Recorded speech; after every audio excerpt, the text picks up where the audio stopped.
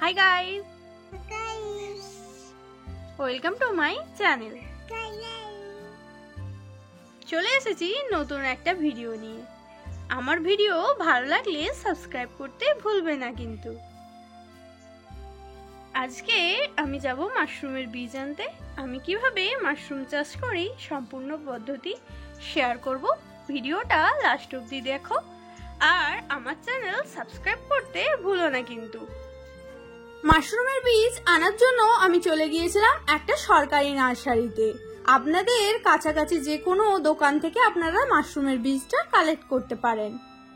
যেহেতু সরকারি নার্সারি তাই এখানে সমস্ত চারা থেকে শুরু করে বিভিন্ন ধরনের বীজ সবই কম দামে পাওয়া যায়। তাই মাশরুমেরও বীজের দাম ছিল খুবই কম অন্যান্য দোকানের থেকে। মাশরুম চাষের জন্য এই উপকরণগুলি প্রয়োজন। খড় হতে হবে সোনালী রঙের এবং অন্তত 6 মাসের পুরাতন। ভালোভাবে শুকনো করা, রোগমুক্ত হতে হবে। আমন ধানের খড় হলে ভালো হয়। একটি মাশরুম ব্যাগের জন্য 2 কেজি কাটা খড় প্রয়োজন। এরপরে নেব পরিষ্কার জল। পুকুরের জল ব্যবহার না করাই ভালো। আর নেব মাশরুমের স্পন বা বীজ। একটি বীজের প্যাকেটে 200 গ্রাম থাকে। আর চাই পলিথিন ব্যাগ। পলিথিন ব্যাগটি যেন পরিবেশ বান্ধব হয়। যেখান থেকে মাশরুমের বীজ কিনবেন ওইখান থেকেই এই পলিথিন ব্যাগ পাওয়া যায়।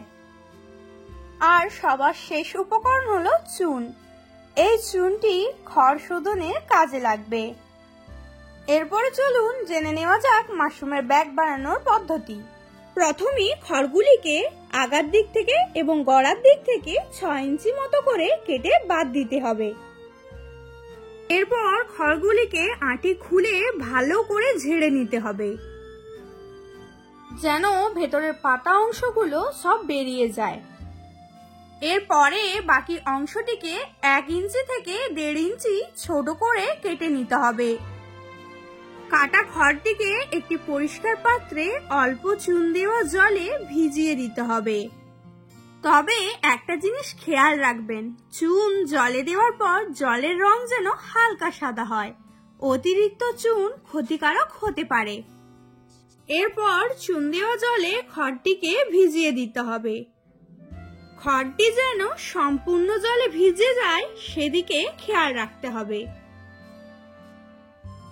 যেই পাত্রটিতে খড় ভিজিয়েছেন সেই পাত্রটিতে কিছু ঢাকা দিয়ে ওপর থেকে ভারী কিছু জিনিস চাপিয়ে দিতে পারেন। এর ফলে খড় সম্পূর্ণরূপে জলে ভিজে থাকবে। এইভাবে 12 ঘন্টা মতো পাত্রটিকে ঢেকে রেখে দিন।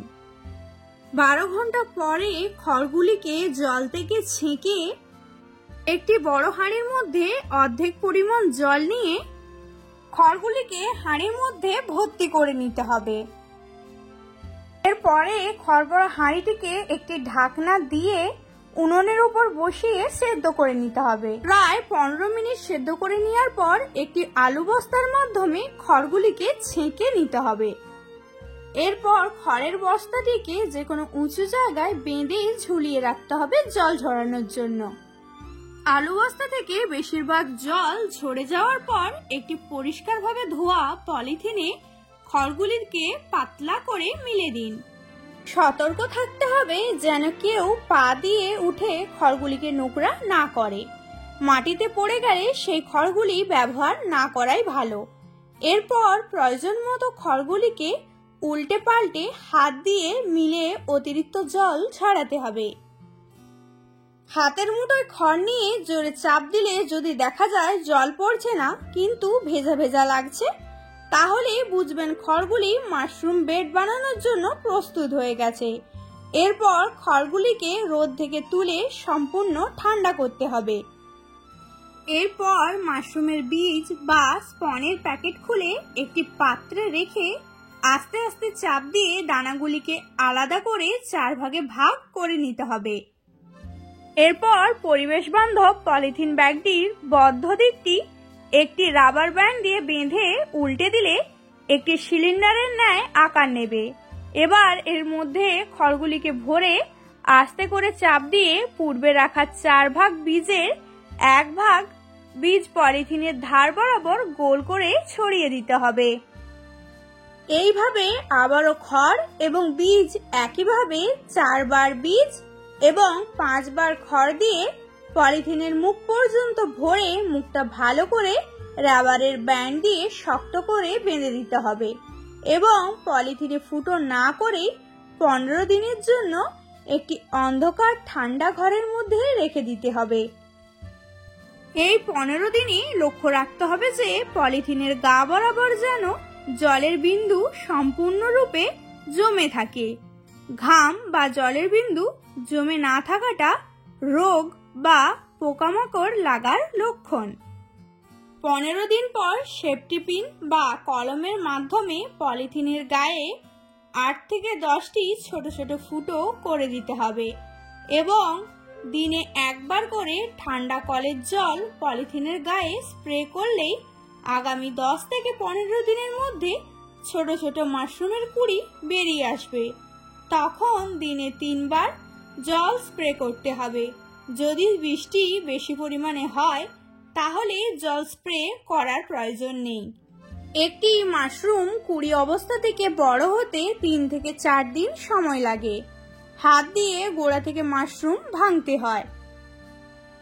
একটি মাশরুম ব্যাগ থেকে 4 থেকে 5 বার মাশরুম পাওয়া যায়, যার মোট ওজন 2 কেজি মতো হয়। মাশরুমের কোনো অংশ বাদ হয় না। মাশরুমকে কাঁচা বা শুকনো করে খাওয়া যায়।